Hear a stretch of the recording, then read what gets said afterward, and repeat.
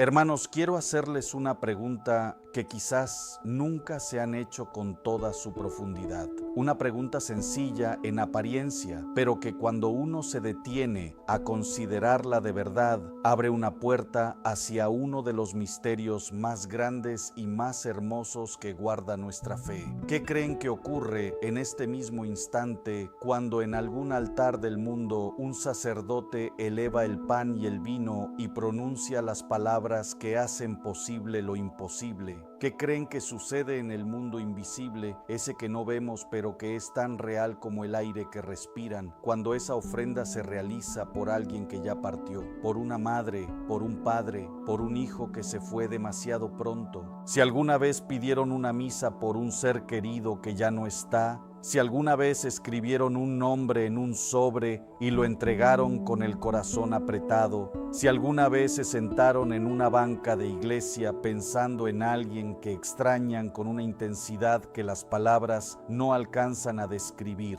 entonces este mensaje es para ustedes y les pido que se queden conmigo hasta el final, porque lo que vamos a explorar juntos hoy puede transformar completamente la manera en que entienden ese gesto. Puede convertir algo que quizás hacían por costumbre o por consuelo en algo que vivirán desde ahora con una conciencia completamente diferente. Porque la Santa Misa ofrecida por un difunto no es un símbolo, no es un gesto vacío, no es una tradición cultural sin sustancia. Es, hermanos, una de las acciones más poderosas que un ser humano puede realizar en favor de otro. Y el impacto de esa acción se extiende mucho más allá de lo que nuestros ojos pueden ver. Déjenme comenzar por algo que a veces olvidamos en medio de la rutina. La misa no es una reunión, no es una conferencia, no es un momento comunitario de reflexión, aunque tenga también esa dimensión. La misa es, en su esencia más profunda, un acontecimiento único en la historia del universo que se repite de manera misteriosa cada vez que un sacerdote consagra el pan y el vino sobre un altar. ¿Qué quiero decir con esto? Quiero decir que en ese momento el tiempo hace algo que normalmente no hace, se dobla, se conecta consigo mismo. El sacrificio que ocurrió en el Calvario hace 2000 años no se recuerda simplemente, no se conmemora desde la distancia, sino que se hace presente de manera real y viva. Cristo no vuelve a morir, que quede claro, pero su ofrenda única, su entrega total al Padre en amor, esa sí se actualiza, se vuelve contemporánea a quien está sentado en esa banca, en ese altar, en esa capilla humilde o en esa catedral imponente. Piénsenlo un momento, hermanos. Cada vez que participan en la misa, no están mirando hacia atrás en el tiempo. Están entrando en el momento más decisivo de la historia humana. Están parados espiritualmente al pie de esa cruz. Y todo el poder de redención que fluyó de ese instante, toda esa misericordia sin límite que Cristo derramó por amor, está disponible ahí, en ese altar, en esa celebración. Ahora bien, cuando esa ofrenda se realiza con la intención de favorecer a un alma específica, cuando el nombre de alguien que amamos se une a ese sacrificio, lo que ocurre es que esa persona, aunque ya no esté en este mundo, queda colocada espiritualmente en el lugar más poderoso que existe, al pie de la misma cruz, bañada por la misma misericordia, alcanzada por la misma gracia que puede transformarlo todo. No es asombroso, hermanos, no es poesía espiritual, es la realidad más concreta que nuestra fe afirma. Pero para entender por qué esto importa tanto, necesito que comprendan algo sobre lo que le ocurre al alma después de esta vida. Y aquí quiero hablarles con mucha claridad y también con mucha ternura, porque sé que este tema a veces genera confusión o incluso miedo, y el miedo no es lo que quiero despertar en ustedes hoy. La Iglesia nos enseña que la mayoría de las personas que mueren en el amor de Dios, que han buscado hacer el bien, que se han arrepentido de sus errores, que han amado aunque imperfectamente, no llegan a la presencia plena de Dios de manera inmediata, no porque Dios las rechace, todo lo contrario, sino porque el amor de Dios es tan infinitamente puro, tan absolutamente luminoso, que el alma que va hacia Él necesita estar preparada para recibir esa luz sin que la desborde. Imaginen que llevan años viviendo en una habitación con poca luz y de repente alguien abre las ventanas de par en par en un mediodía de verano. La luz es real, es hermosa, es exactamente lo que necesitaban. Pero los ojos necesitan un momento para adaptarse, para que esa luz, en lugar de cegar, ilumine. El purgatorio, hermanos, es algo así. No es un lugar de castigo, no es el infierno con fecha de vencimiento, como a veces se ha presentado equivocadamente. Es un proceso de purificación, de preparación amorosa, donde el alma que ya sabe que su destino es Dios, que ya tiene esa certeza, va siendo liberada de todo lo que todavía la separa de abrazarlo completamente. Las heridas no completamente sanadas, los apegos que no se soltaron del todo, las deudas de amor que quedaron pendientes. Y en ese estado, las almas experimentan algo que los santos han descrito con una imagen muy poderosa, una sed de Dios que es más intensa que cualquier thirst física que podamos imaginar, porque han vislumbrado su amor y quieren sumergirse en él, pero aún están en el proceso de quedar completamente listos para eso. Es el dolor más puro que existe, hermanos, el dolor de un amor que todavía no ha podido consumarse por completo. Y en ese estado,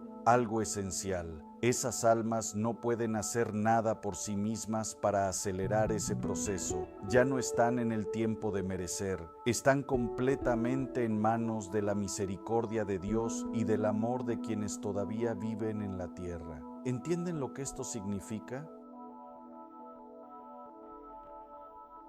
Significa que ustedes tienen un poder que quizás nunca han valorado del todo. Significa que ese ser querido que llevan en el corazón, ese que extrañan y por quien a veces sienten que no pueden hacer nada más, sí puede recibir su ayuda. Su amor tiene alcance eterno. Sus oraciones llegan y la misa, más que ninguna otra oración, llega con una fuerza que ningún otro gesto espiritual puede igualar. ¿Por qué? Porque en la misa no es su voz humana la que intercede, aunque esa voz importa y Dios la escucha. En la misa es Cristo mismo quien intercede. Es su sacrificio ofrecido nuevamente al Padre el que presenta ante Dios la necesidad de esa alma. Y cuando Cristo intercede, hermanos, no existe fuerza en el universo que pueda detener esa misericordia.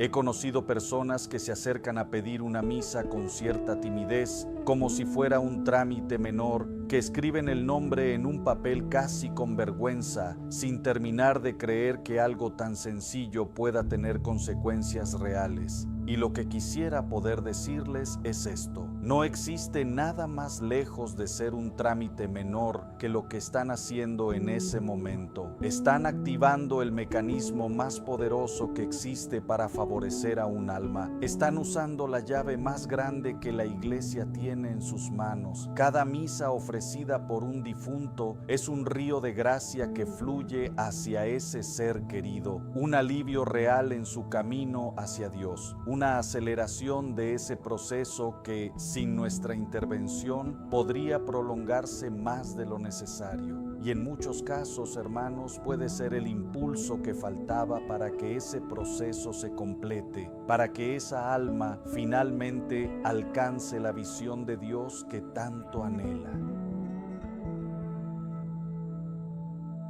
Quiero contarles algo que me ha marcado profundamente.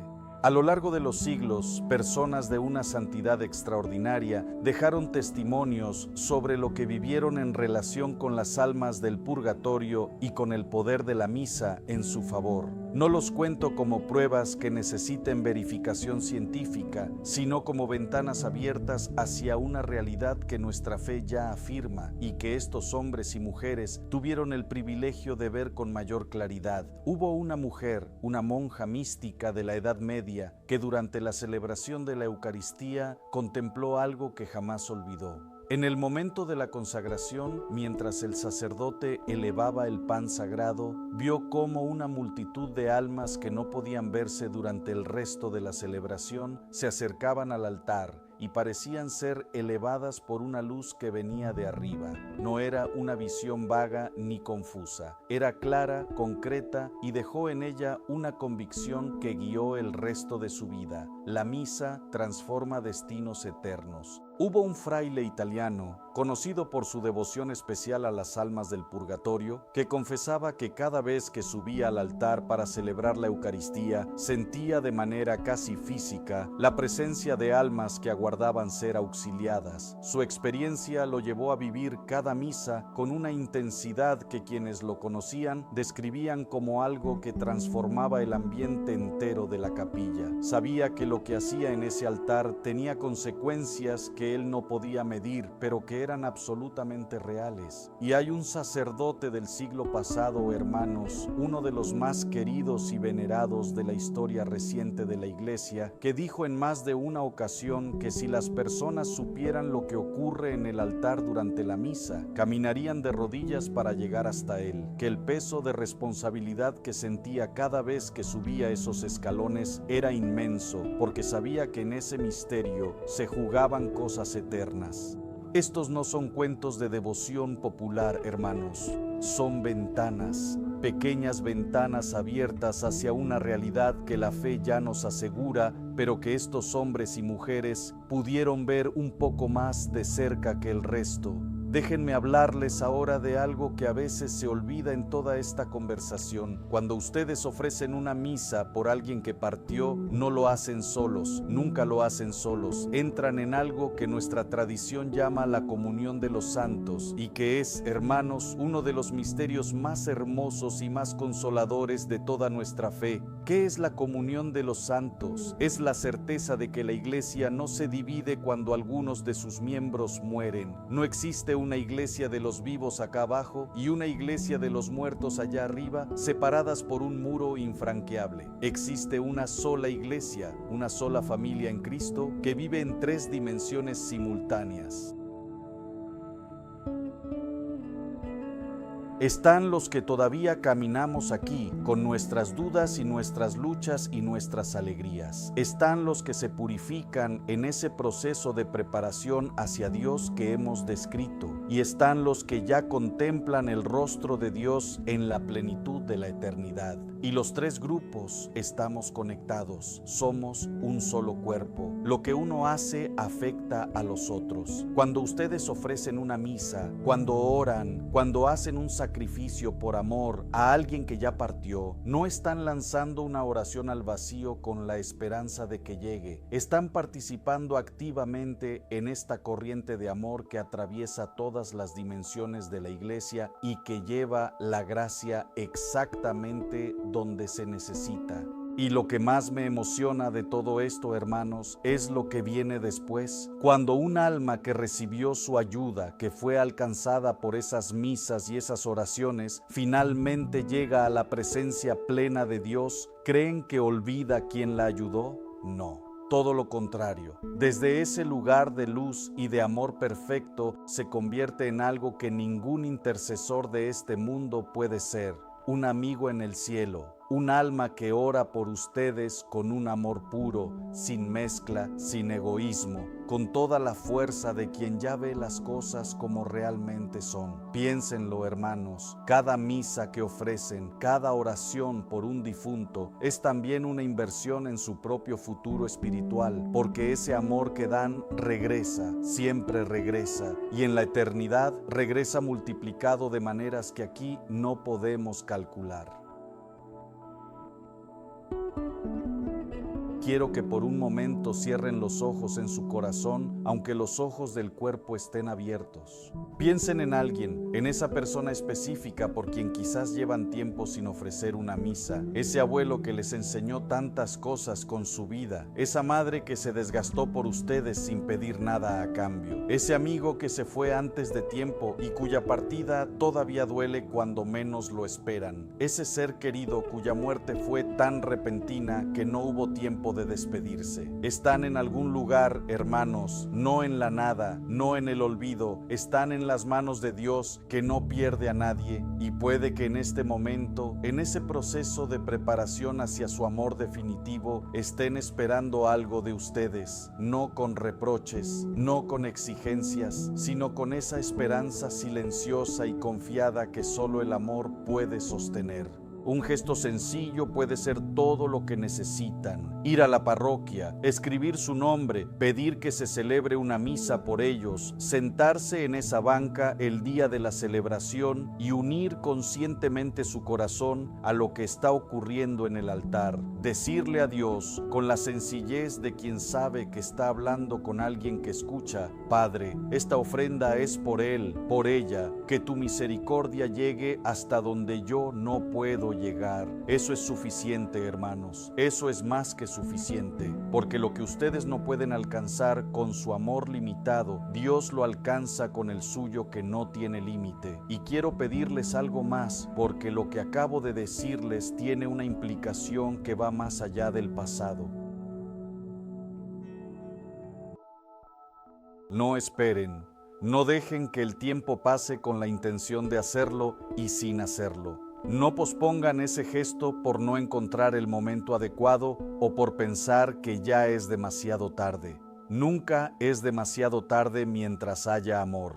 Y el amor que sienten por esa persona que extrañan, ese amor es real y tiene el poder de cruzar fronteras que la muerte construyó. Háganlo esta semana si pueden. Vayan a su parroquia, pidan esa misa y cuando llegue el día de la celebración, si pueden asistir, vayan con conciencia, vayan sabiendo que lo que ocurre en ese altar ese día es el acto de amor más grande que podían ofrecerle a quien perdieron. Vayan con fe, no con fe perfecta, que ninguno de nosotros la tiene, sino con la fe pequeña y sincera de quien cree aunque no comprenda del todo, de quien confía aunque no pueda ver.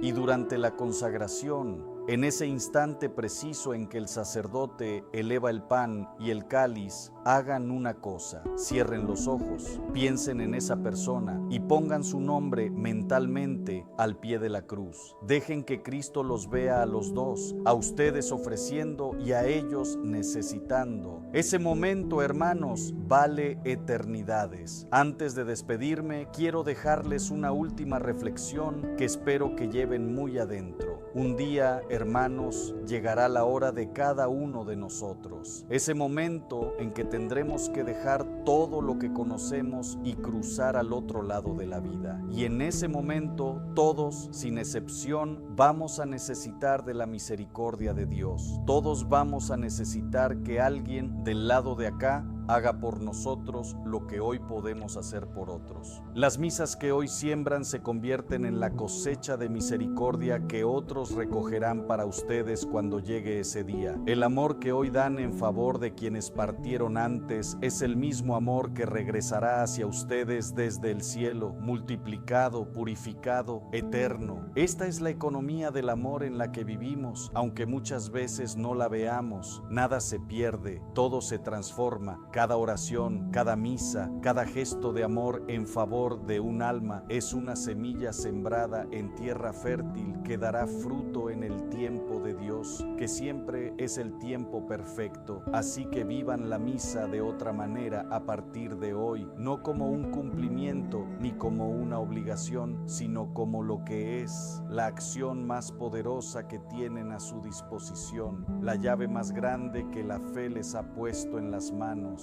el puente más sólido que existe entre su amor y el amor de quienes ya no están. Porque en esa ofrenda silenciosa, en ese nombre escrito en un papel, en esa banca donde se sientan con el corazón lleno del recuerdo de alguien que amaron, ocurre algo que ningún ojo humano puede ver del todo, pero que el cielo registra con una atención perfecta. Ocurre amor, ocurre misericordia, ocurre gracia, y esa gracia llega exactamente donde necesita llegar. Hermanos, si este mensaje tocó algo en ustedes, si al escucharlo pensaron en alguien a quien han extrañado y por quien quieren hacer algo, les pido que compartan eso en los comentarios. Cuéntenme si alguna vez ofrecieron una misa por un ser querido. Cuéntenme qué sintieron. Su testimonio no es solo su historia, es también una luz que puede iluminar a alguien que está buscando esperanza y no sabe dónde encontrarla. Compartan este video con alguien que esté cargando un duelo difícil, con alguien que haya perdido a alguien y que quizás no sepa qué más puede hacer por esa persona. Porque muchas veces la mayor gracia que podemos darle a otro ser humano es simplemente mostrarle que el amor no termina donde termina la vida y que siempre hay algo que podemos hacer. Suscríbanse al canal para que sigamos encontrándonos en este espacio donde la fe y el corazón caminan juntos, porque hay mucho más que quiero compartir con ustedes sobre los misterios más profundos y más consoladores de nuestra fe. Que Dios los bendiga, que bendiga a quienes llevan en el corazón y que la misericordia que hoy piden para otros la reciban ustedes también abundantemente en el momento en que más la necesiten.